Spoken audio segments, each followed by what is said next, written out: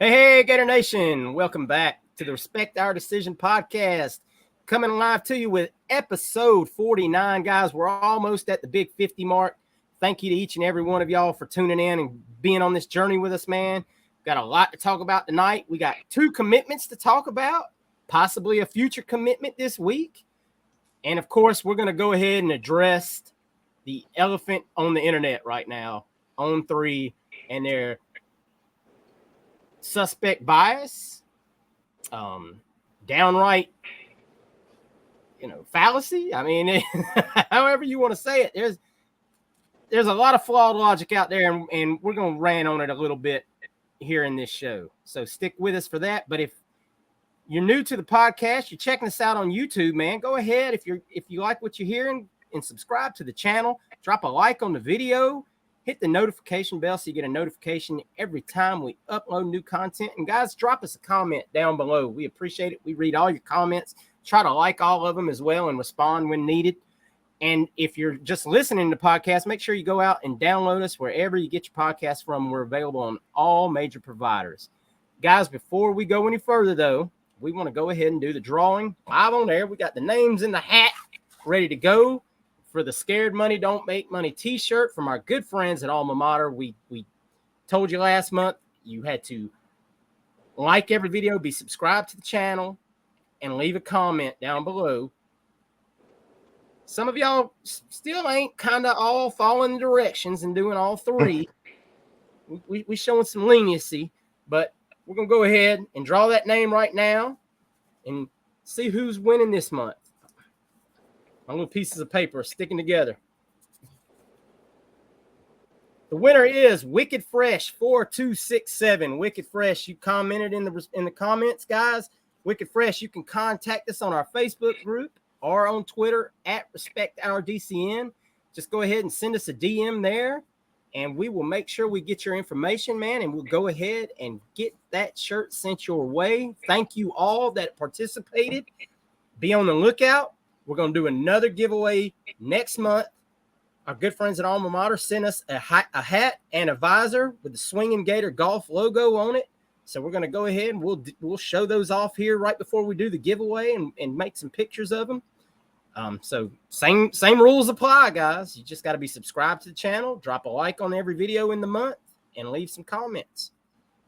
It's pretty simple, man, and it's free stuff. We all like free stuff. All right, guys, let's jump right into it, man. We started the week with a bang, a big-time commitment, not just out of rankings-wise, but a big boy. Wes, I know, is a little happier today. He's been hammering on the offensive line coaches. I need a big tackle. I need a big offensive lineman, and we finally landed one. Fletcher Westphal, 6'8", 335-pounder. Out of Leesburg, West Virginia. We lost Wes there. He'll be right back in here. We're going to talk about it real quick while he's getting back in. We beat out Arkansas and Clemson for this young man's commitment. Some people said Clemson was second. Some people said Arkansas was second. I know Westphal himself did an interview that said Arkansas was number 2. He did it with Chad Simmons on 3, so I don't recognize it by principle. It was probably doctored something, who knows. Guys, this is a big time win for Rob Sale, Coach Stapleton, and Billy Napier and company. The offensive line is just a bunch of big beefy boys. Just it's the only way to say it. Wes, does this answer some of your concerns that you had about the offensive line recruiting? It's kind of twofold, Hurst. Y'all know they kind of consider me a sunshine pumper, and I've been kind of hard on the offensive line and then the coaches at nauseum. But this is a big win. You beat Clemson for a guy that you wanted until I guess Thursday. I'm gonna take the kid at his word that he made the call to Coach Napier and said that he was committed to the University of Florida. Up until that point, everybody thought he was going to Clemson. Big win. And I like it. You know, I'm not going to sit here and be like, well, we need more. We do need more, but I like what they did. They got Westphal, great talented kid.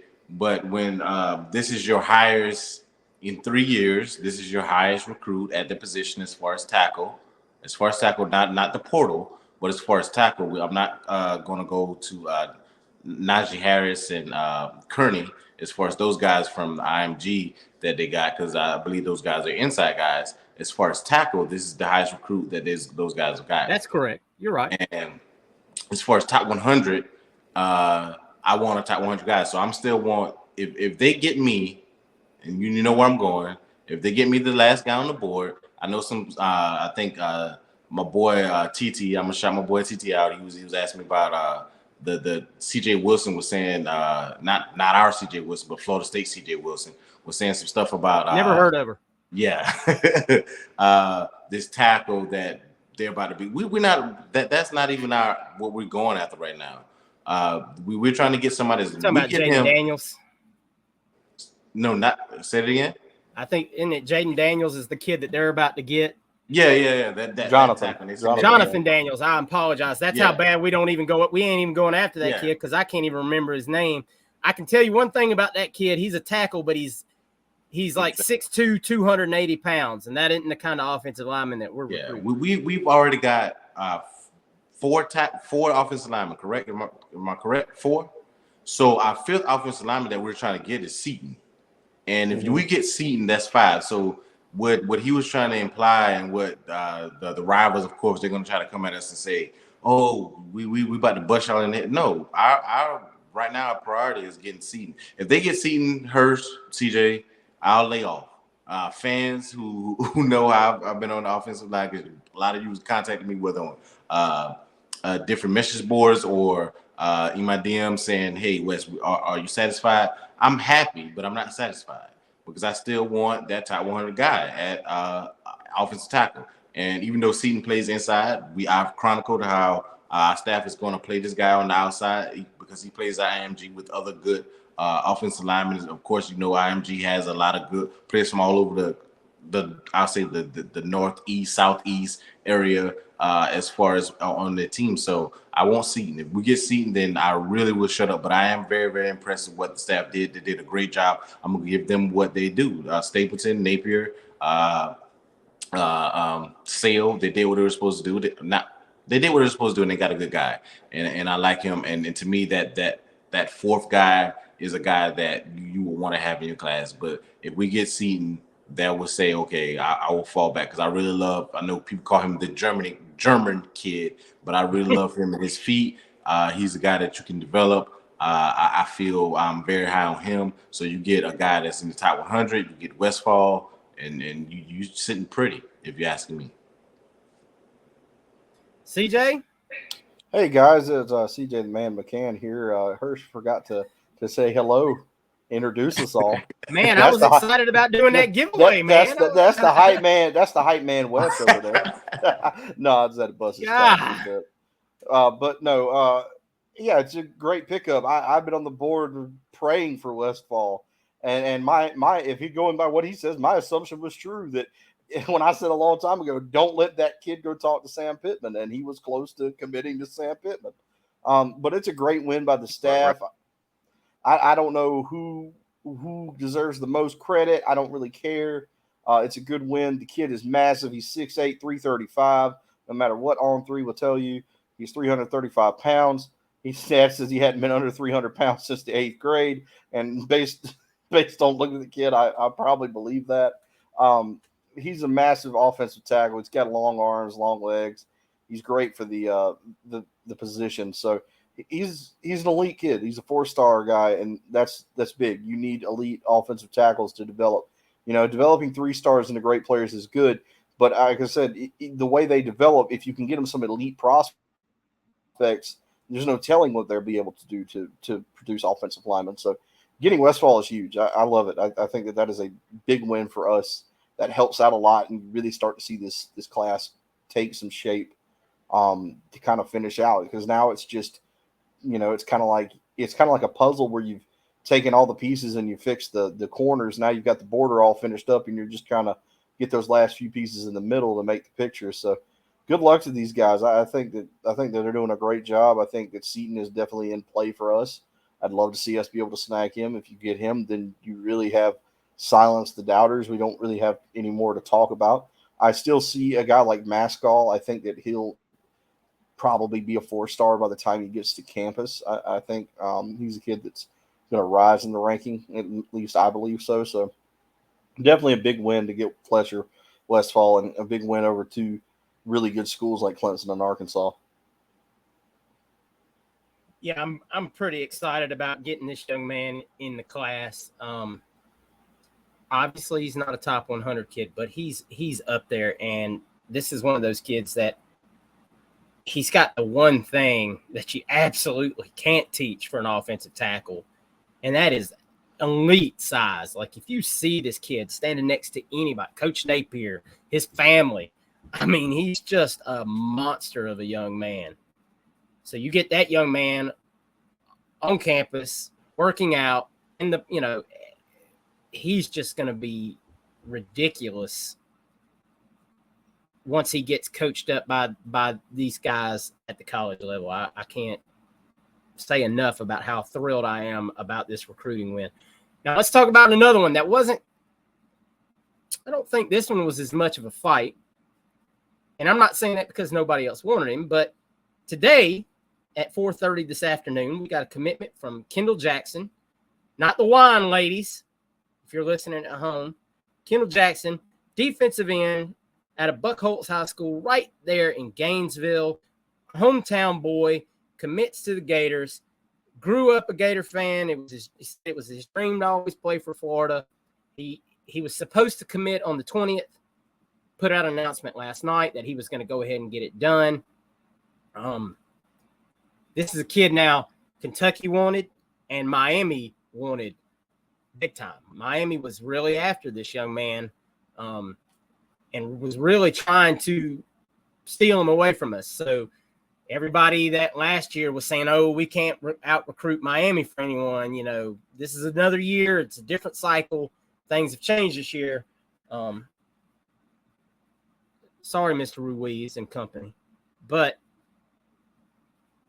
this was a kid we had talked about previously that might not have a spot in this class given the way things were going at one time. And that wasn't a knock on the young man. It was a knock on the prospects that we were getting. I mean, we were getting really good kids. But I think he basically had to wait for the staff to call him and say, okay, you're in. And once he got that call, he said, all right, let's do it. I think you saw some guys that we recruited previously, like Dalen Evans that's committed to Texas A&M and whatnot. Those commitments didn't work out, or those recruitments didn't work out. So this young man was able to get his spot in this class and went ahead and made it happen today. CJ, what are your feelings on this commitment?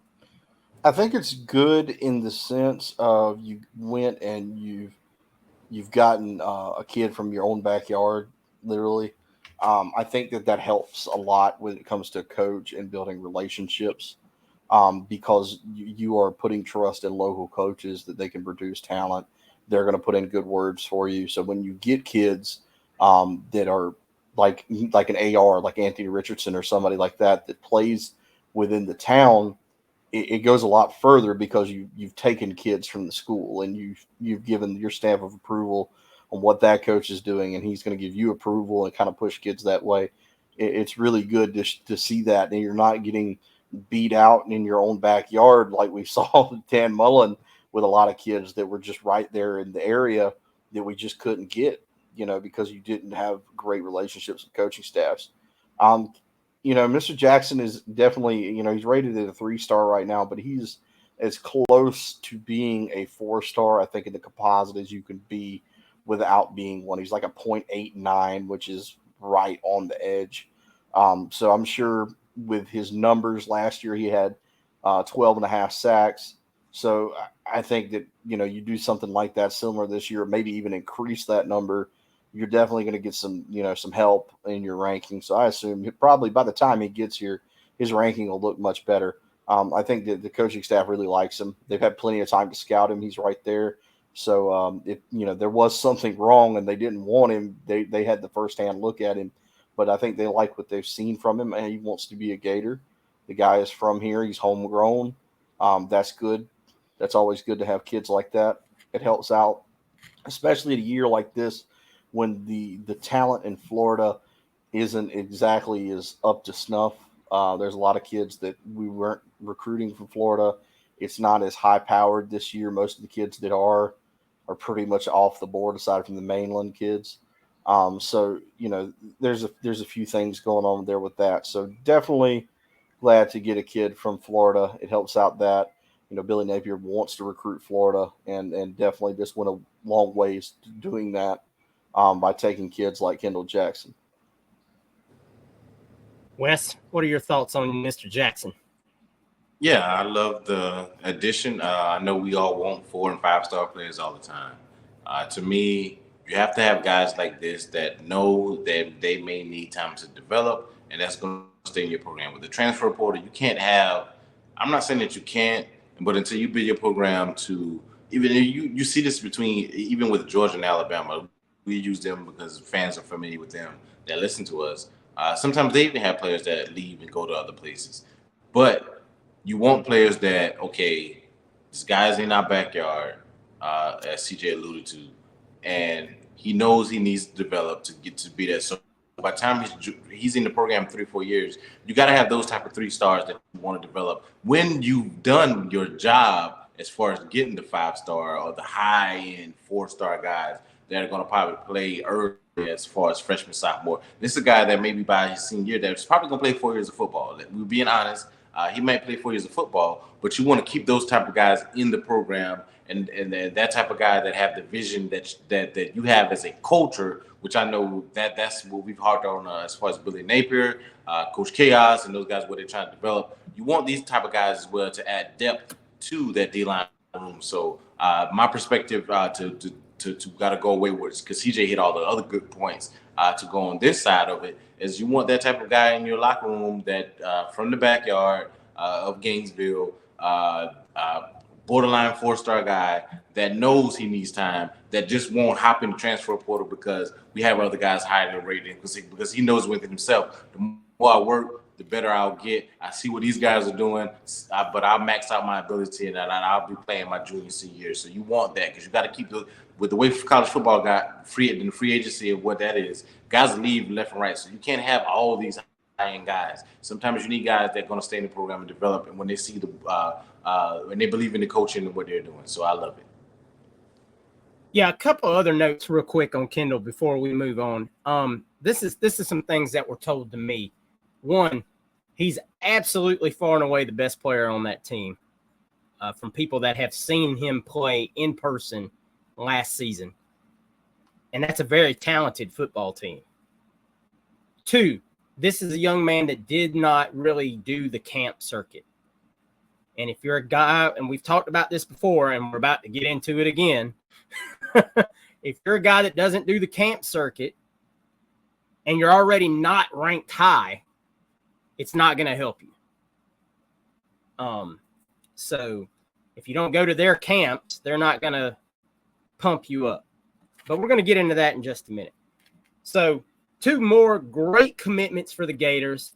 And like we said, we might have another one before the week ends. Teddy Foster tweeted out yesterday and put on his Instagram. His birthday is Friday. He's going to go ahead and make his commitment. The way we've heard it is, it would be an absolute shock if Teddy Foster was not a Gator. Miami's been after him. North Carolina's been after him, but he loves what Corey Raymond has told him and sold him on, and the development he can get from Coach Raymond. Now, this is a kid. Once again, we're not going to go too far into it. We'll talk about it next week if and when he commits to the Gators. But this is a kid that's not going to move a lot of needles at first glance. You're going to look at him, he's got a low ranking right now. He hasn't played football very long. He's only played football for like a year and a half or something of that nature. He's very raw. He's not a guy that's going to come in and probably make waves as a freshman. He's going to be a stash and develop kind of guy, kind of like Kendall might be. You get him on here, You've got some already young talent brought into the room. He can play behind them, learn, get developed by Coach Raymond. But there's a lot of big programs that have really shot up for Teddy Foster real quick. So we'll talk more about that next week, if and when he commits to the Gators Friday. We just feel really good about it. But of course, we already mentioned, guys, we've got something to talk about. And I know we rant on rankings on this show. We have since day one for different, reasons and whatnot. And I know Gator Nation is up in arms right now about our friends at On3. And if maybe you don't know, Hirsch, what are you talking about? What's going on? What did On3 do now? Well, they're a terrorist organization. And so if you were under a rock or you don't follow recruiting rankings closely, On3 released their updated rankings this week and proceeded to, within these rankings, 7 of the Gators' 8 top commitments all dropped in ranking, including DJ Lagway, who dropped, I believe it was 20 spots to number 46 in the country in their rankings. And to be very honest with you guys, the reasonings on some of these kids make no sense. Now, On3 guys have gone to the podcast world. We're not having them on ours because I don't care what they have. If I got one of those guys on here, I'd be too argumentative. It would not be and I think CJ would just, go off on a tangent. The reasonings were just chasing their tail and dodging the questions on a lot of things. And it's just a whole ridiculous situation. CJ, I know you want to rant on it. I'm giving you the floor, man. Say what you have to say. I don't understand how you can be that far off on kids. When you look at a kid, and I'm going to use Javonte Waller as just the yardstick, if you will. You've got 4 ranking services, 2 of which have him at a 5-star level. And Rivals has him at the cusp of being a 5-star kid. On3 doesn't even have him nationally ranked. He's not in their top 300 prospects. He's a 3-star because you're telling me he's too short to play the position when you don't even have his accurate height. You don't know. You've proven all week you don't have accurate heights and weights on any of these damn kids. And you're going to sit here and tell me that that's why you rate him where you did? That's bull. That's crap. It's not. I don't understand. And I do understand it. I get it. You've got one guy, Mr. Powers, not Kenny Powers. That'd be way cooler. But Mr. Powers over there, who believes that his opinion supersedes everybody else's opinion. When everybody else has these kids ranked in some place, and I'm not saying you're not going to always agree. You can disagree. You definitely disagree. You could definitely disagree because he disagrees a lot. But the reason he disagrees seems to have a lot to do with the helmet these men are choosing to put on. And that's dumb. That doesn't make any sense. That's what happens when you have only one guy doing it, because everybody as a human being has a natural bias. If I was running these things and I was the only one, would I tank FSU kid commits rankings? You're damn right. I probably would. But that's a natural bias. And that's what he's doing to us, because it's not just us that we're looking at. Look at where he's at on kids like Luke Croman, Jonathan Daniels, and Elijah Moore. He went the complete opposite direction. All 3 of those men, 2 of them are committed to Florida State, 1 trending heavily to Florida State. He's got them the opposite direction with rankings, whereas the rest of the country says they're mid at best. He says, oh, they're great talents. They're great talents. They project to the NFL. We looked at kids. We looked at 500 kids, and they all ranked within this composite. And we believe that we have set up a extreme blah blah blah blah blah. Where they can succeed in the NFL. That's hogwash. We're not stupid. We're not stupid. If it wasn't, why would it just be Florida kids? Like, why would you just take the Florida kids and they'd be so far off in a completely other side of the ranking when you've got the same thing you're doing with Florida State kids? This is why you need more than one person doing this. You need more than two people doing this. You need more than people. You need like 10 to 20, 30 people doing this. That way everybody's natural bias is accounted for and it just kind of evens out. One guy running these rankings ain't going to work. And another thing, this is the main point. You are screwing with these kids' money now because they have NIL contracts and their ranking has a lot to do with that. You are screwing with their money. It's not just the fact that you just playing around, you're shooting blanks on a keyboard all day.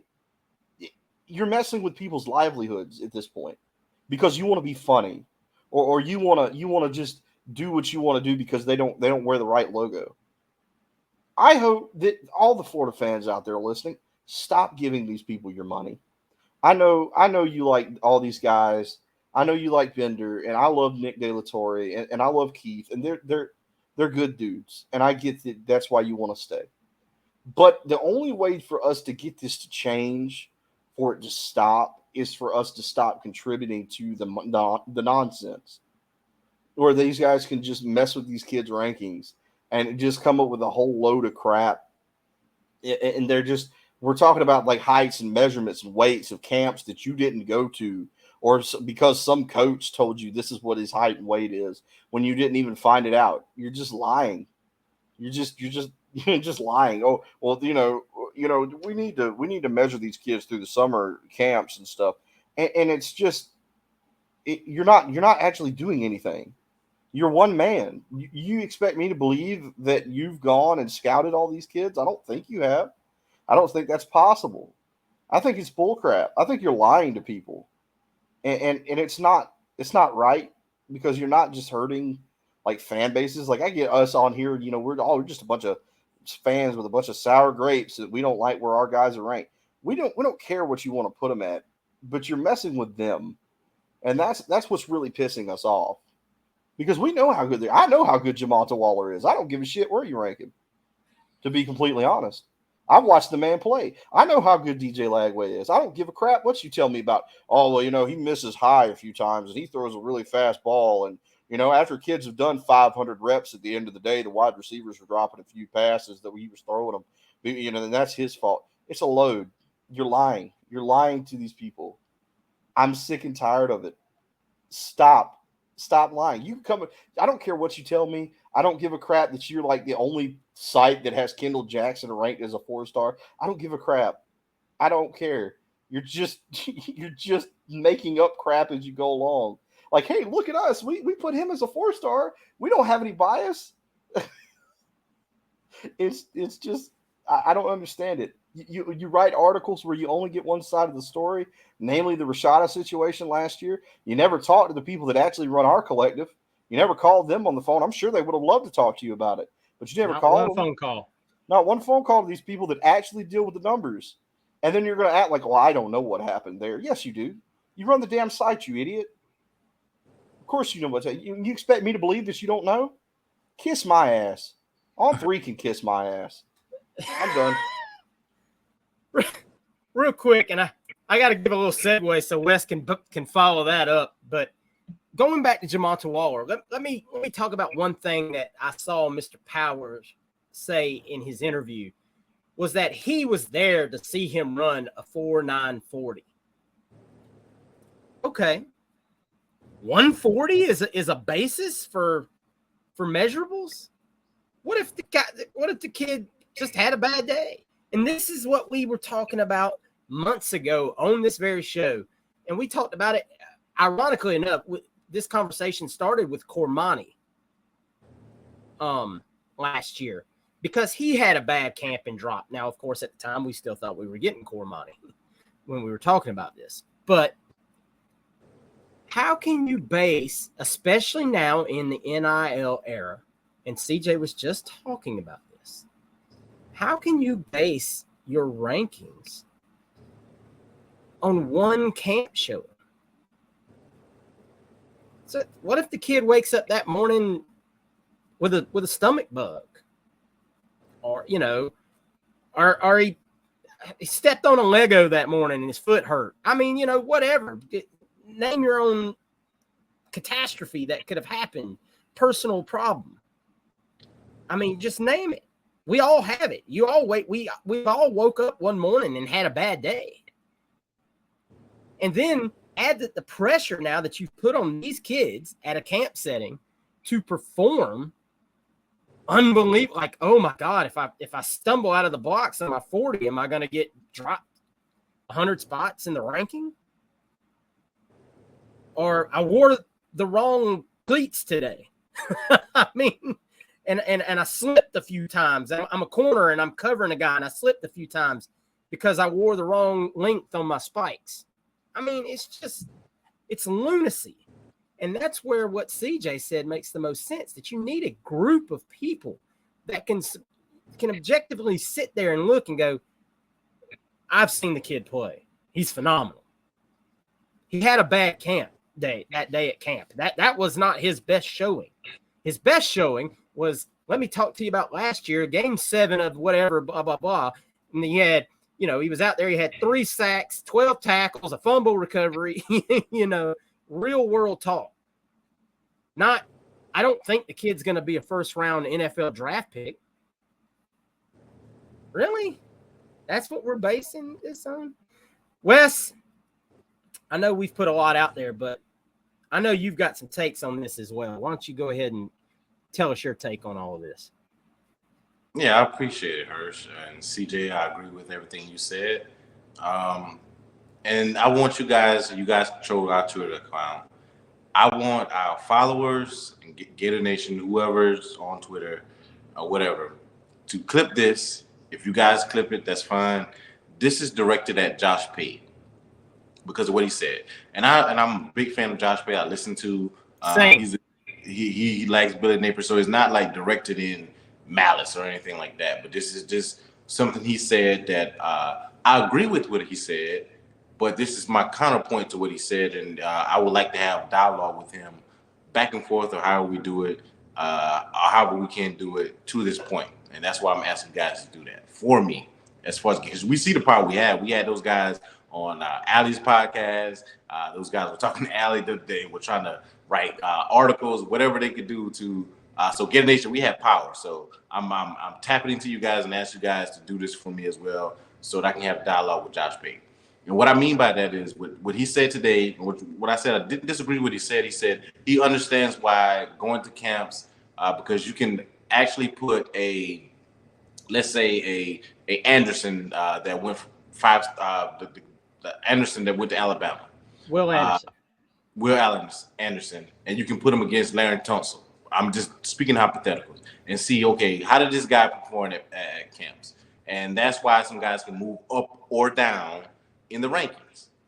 And I get that, because when you're playing against high school ball, we play high school ball. All of us play high school ball. Sometimes you go against a guy that's not even supposed to be over there, and you're gonna whip him. And so you might get 5 sacks in one game to boost your stats. So I get what he was coming at.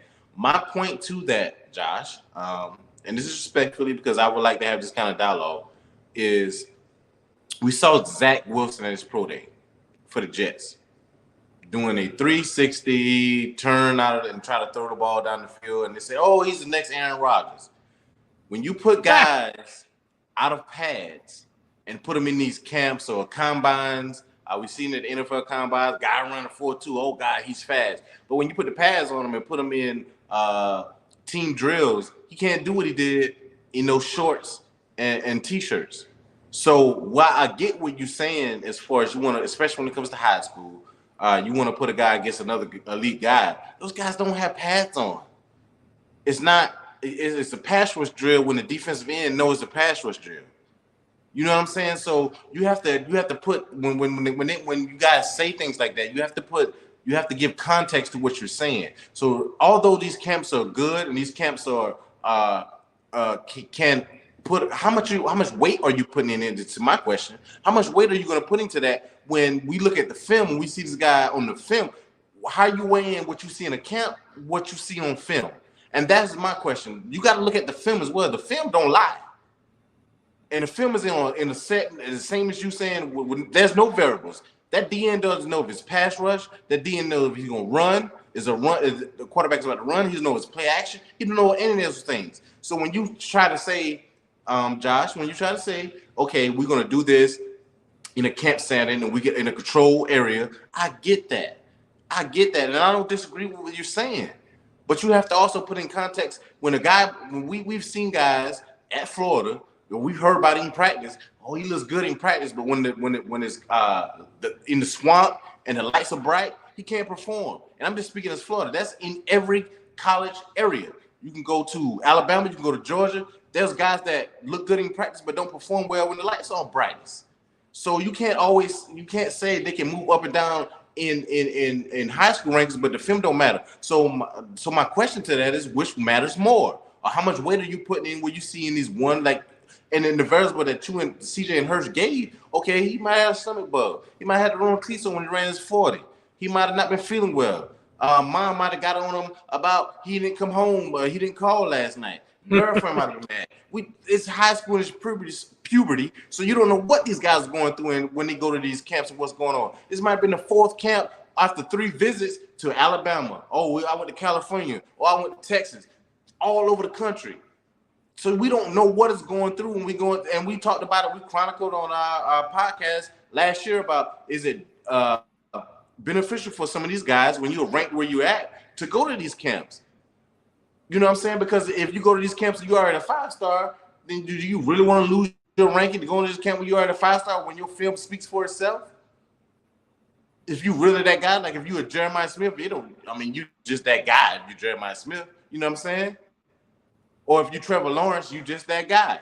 So it don't matter where you go, you know you that guy. But don't give me this camps is going to make is the be all. I understand why they move up. Well, do you understand what the film says? Because I bet the Jets wish they didn't draft Zach Wilson at number 2 overall right now behind Trevor Lawrence because he did a 360 at a controlled, like you said, a controlled pro day. And he was making throws to guys on air, guys he played with. DJ Lagway at the Elite 11 wasn't throwing the guys he played with in high school. Those weren't his guys. And it was chronicled about how those guys were tired. It's the end of the drill. But the other camps he performed well, so that's why he dropped. Because he did well at these other camps, but at the Elite 11, he had a bad time. So I'll leave it alone. Hirsch told me to, let it go. So I got something that you said about DJ that I kind of want to piggyback off of. And this was... Clip that, though. Clip that for me, please.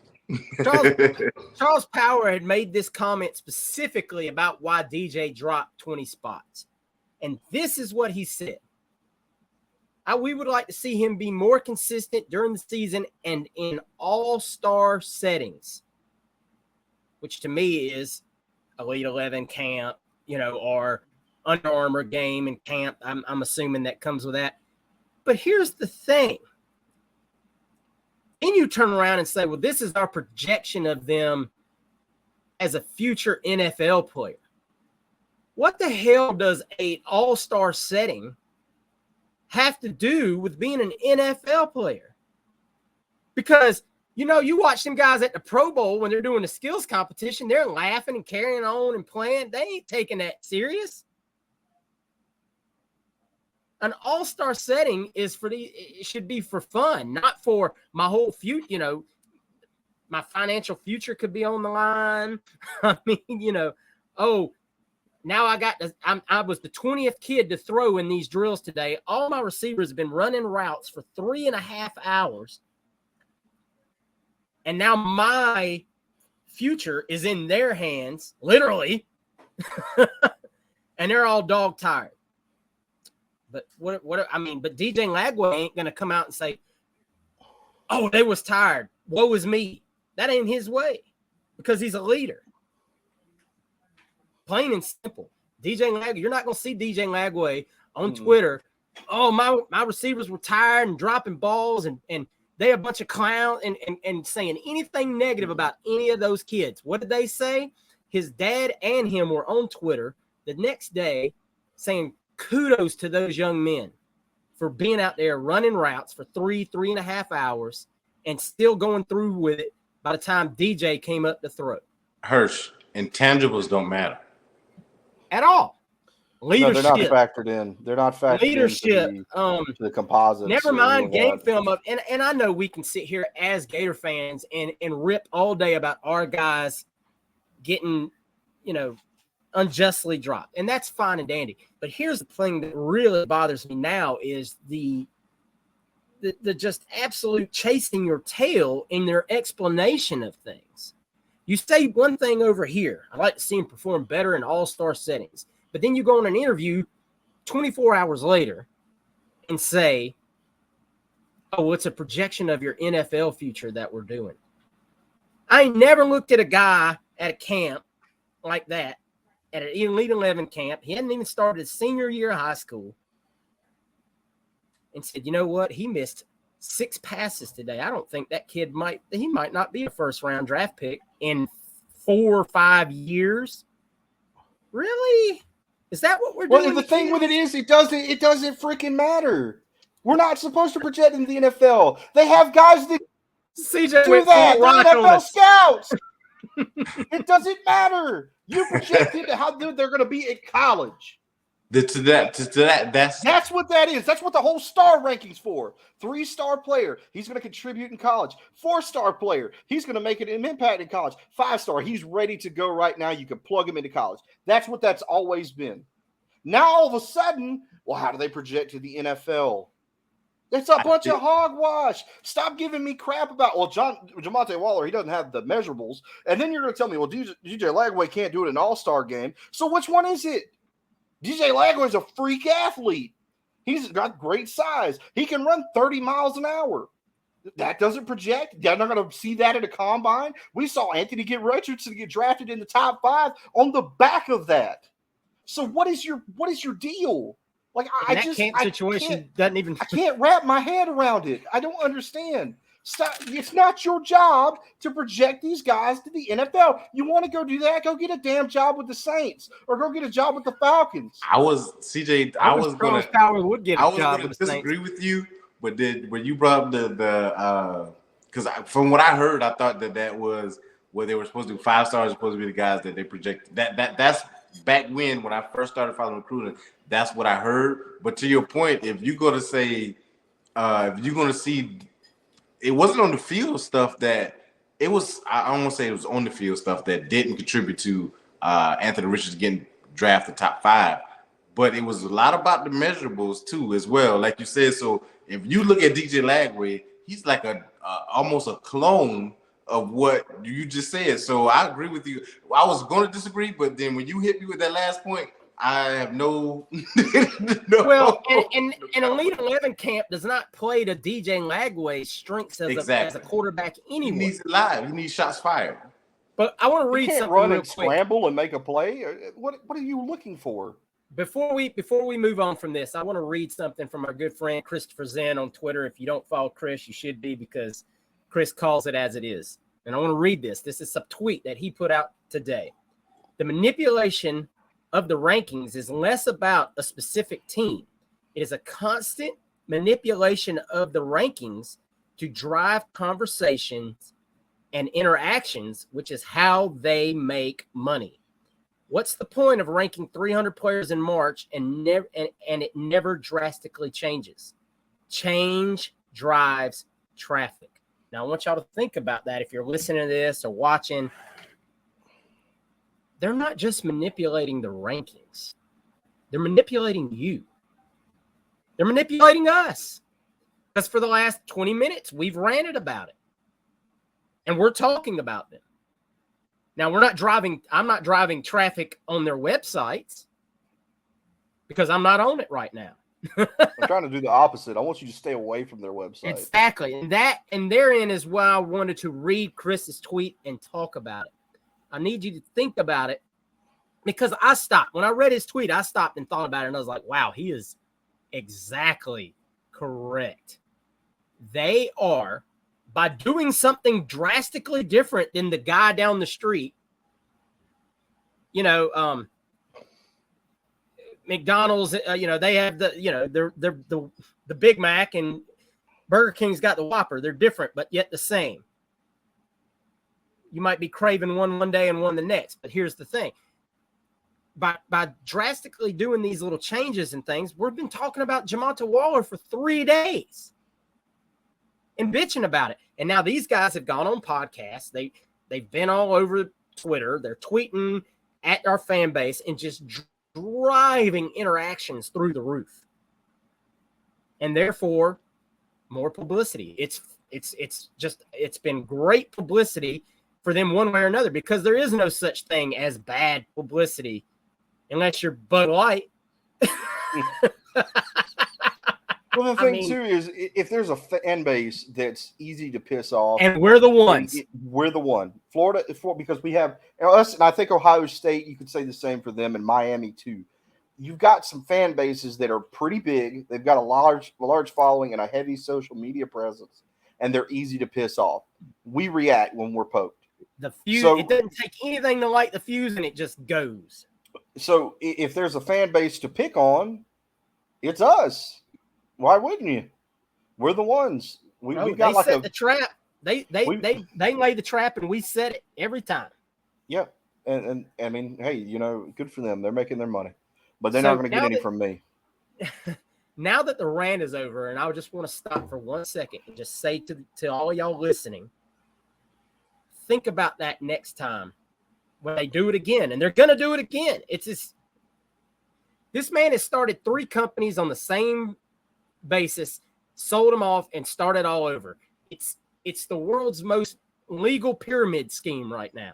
He's done the same model in 3 places, and in another few years he'll sell off On3, and he'll do it probably again. It's just, if it's still working, why stop? And so what I want you to do is try, if possible, to just not even bite an eyelash at it. Don't talk at them. Don't tweet at them. Don't do nothing with them. Let them dogs lie in their own bed and quit driving, sending money their way, because it's what's happening in the long run. All right, guys, we're done. We're done talking about it. It's over. We're moving on. CJ, give us some positive news, man, about the Gators baseball prospects. Man, we had a great week for the Gators baseball team. We had a bunch of kids get drafted. They're going to play in the show. You can use Wyatt Langford in the show, which is really badass. I used him not. He got drafted. I got him and Harrison Bader and Jonathan India all in my outfield in my Diamond Dynasty. It's awesome. I'm having a great time. Anyway, congratulations, Wyatt Langford. First off, Wyatt Langford's going to play for the Texas Rangers. Probably the best position he could have ended up, given the teams that were picked. Everybody's like, oh, no, why are they passing on Wyatt? And Wyatt's just sitting there like, thank God I'm not going to play for Detroit. I went to a first-place team. Yeah, I'm not going to play for Detroit. But good for him. And then the news of the night, me and Nurse were super excited. Hurston Waldrop getting drafted by the Atlanta Braves. That's going to be great for him, considering what the Atlanta Braves have done in their pitching organization. The kid's got elite stuff, breaking ball stuff, and he's only going to get better in the Atlanta Braves camp. Definitely looking at the roster of pitchers for the Atlanta Braves. If he takes that next step, Hurston's going to have a spot in the lineup, because you look at some guys like Charlie Morton, he's not going to be around much longer. You've got some guys that are going to start getting aged out. But good for Hurston Waldrop. Super excited for him. Brandon Sproat gets drafted by the Mets again. The Mets really like Brandon Sproat. I'm glad for Brandon. Good for him, man. I'm going to feel the same way about him that I do Pete Alonso. I'm not rooting for the Mets, but I am rooting for you guys for sure. Then Josh Rivera gets picked up, and he's, to me, the steal of the draft. And I think a lot of guys wrote this article about him, just a guy that you found that was like a diamond in the rough. Rivera's going to the Chicago Cubs. Great for him. He's a young man that I think you're going to see in the bigs for the next few years. He's improved. He's taken a step. He's taken initiative to get better. And now he's going to have the best facilities and the best coaches in the world to take more steps in getting better. So the guy's great. He took a major step with his swing mechanics, took a step at the plate with the bat. did a great job this year. I think he hit 19 home runs. Great season for him. And he's a great shortstop, too. On top of that, we also saw Philip Abner get drafted. My man Phil on the Hill. Congrats to you, man. He's going to play for the Arizona Diamondbacks. He did announce that he will be signing with them. There was some speculation maybe he would change his mind because he got drafted later in the round. So, at that point, it's kind of maybe I will, maybe I won't go back to college. But he did say he's going to play for the Diamondbacks. So good luck to you, man. Hope you kill it up there. I love Phil. I think Phil is one of the more underrated players on that roster. Then we have our friend, Mr. Colby Halter, was drafted by the Oakland Athletics. No word on whether or not he's going to go with the Oakland Athletics or not. I believe he's got one more year of eligibility. I would assume with Shelton coming in and Dale Thomas still being here for now, I would assume that Colby might go play for the Athletics. I think that's one thing that's possible. Wouldn't surprise me. And then some weird news. We picked up Kelly Austin in the transfer portal. He was going to come in and be one of our rotation pitchers, maybe a starter. Nick De La Torre seemed to believe he would be a rotation guy. Was a great player at UCLA. I was kind of surprised when Nick wrote that, and that might be what surprised him too when he got there, if he found that out, because he decided to sign as an undrafted free agent with the – hold on. I'm totally blanking. I'm totally blanking. I've got so many kids that I'm trying to keep up with. Houston Astros. So he's going to play for the Houston Astros as an undrafted free agent. Good luck, Kelly Austin. And then Liam Peterson, who was a projected third-round pick, who's a Gators recruit for the 2023 class, said no to the MLB, and he will be coming to join the Florida Gators, which is a major recruiting win for us.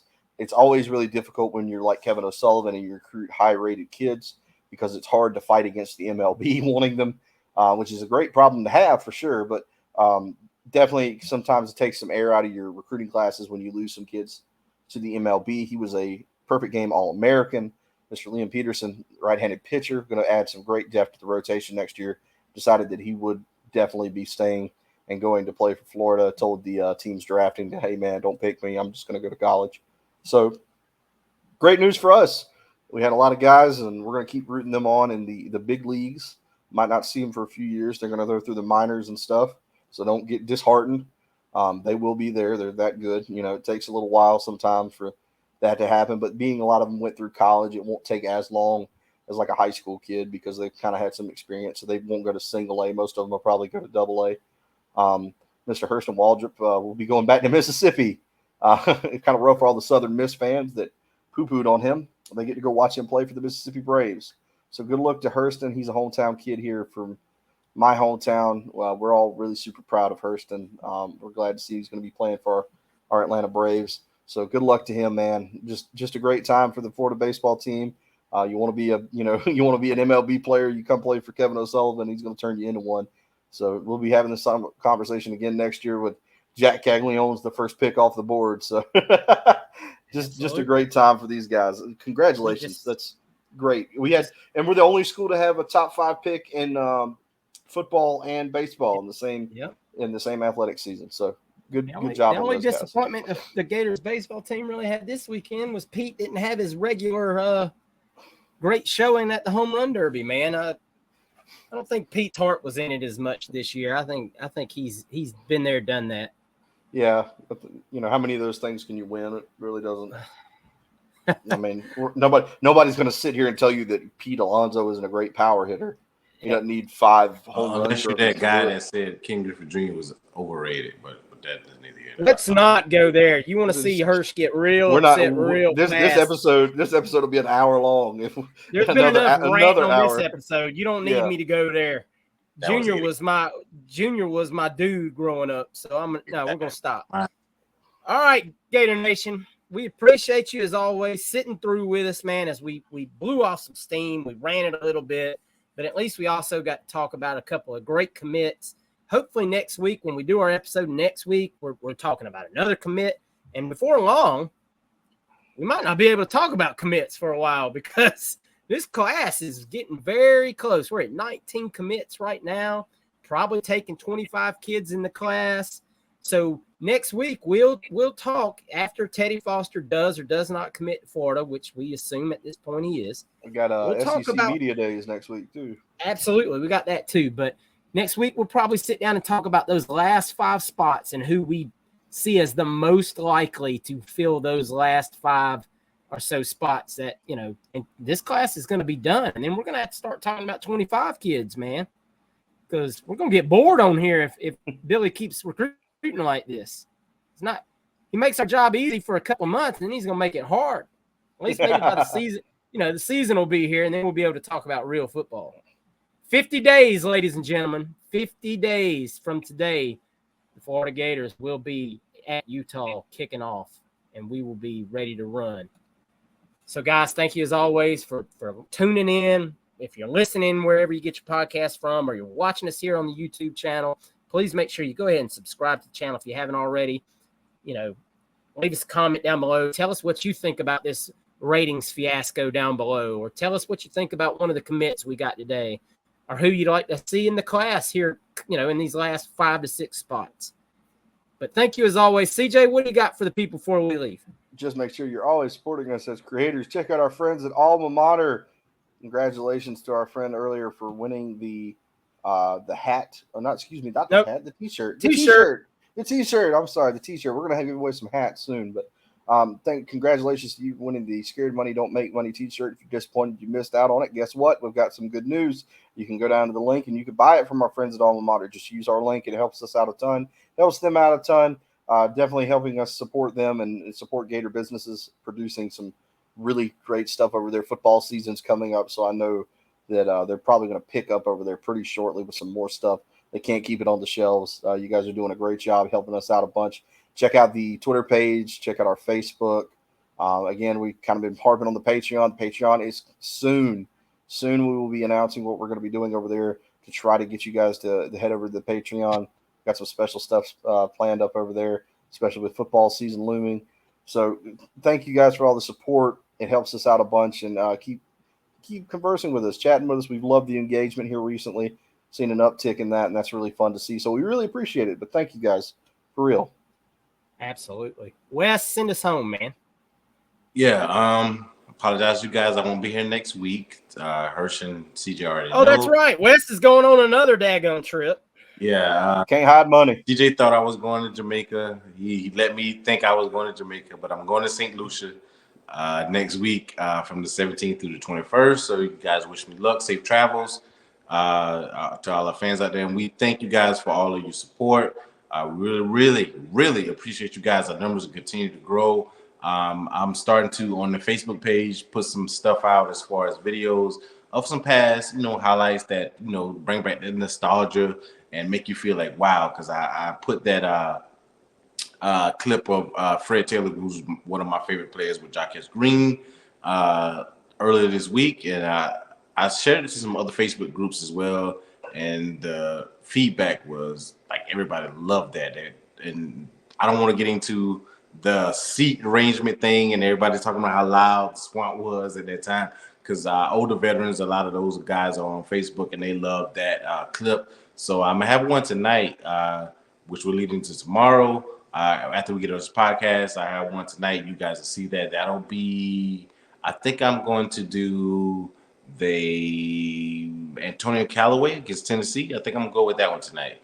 I think you guys will love that one. So I'm gonna go to Antonio Callaway tonight against Tennessee, and I just love the fans' reaction from our guys at Florida and Tennessee's reaction, like they were just slumping, like, wow, that really happened. So I'm gonna do that, and congratulations to our guy that won the t-shirt tonight. And as Hirsch and CJ said, we're gonna do the giveaway for the hat in a couple months. Hey, we almost there. Football season is right around the corner, so we're gonna have some good things for you guys to follow. Again, if you guys have power, clip that Josh Pate clip that I did, so me and him can have some dialogue on Twitter. Love you guys, appreciate you guys. Thank you to, again, our veterans out there. We love you guys. We appreciate you guys for all that you do to give us this freedom to do what we're doing now. And as always, go Gators. Go Gators, baby. Go Gators, baby.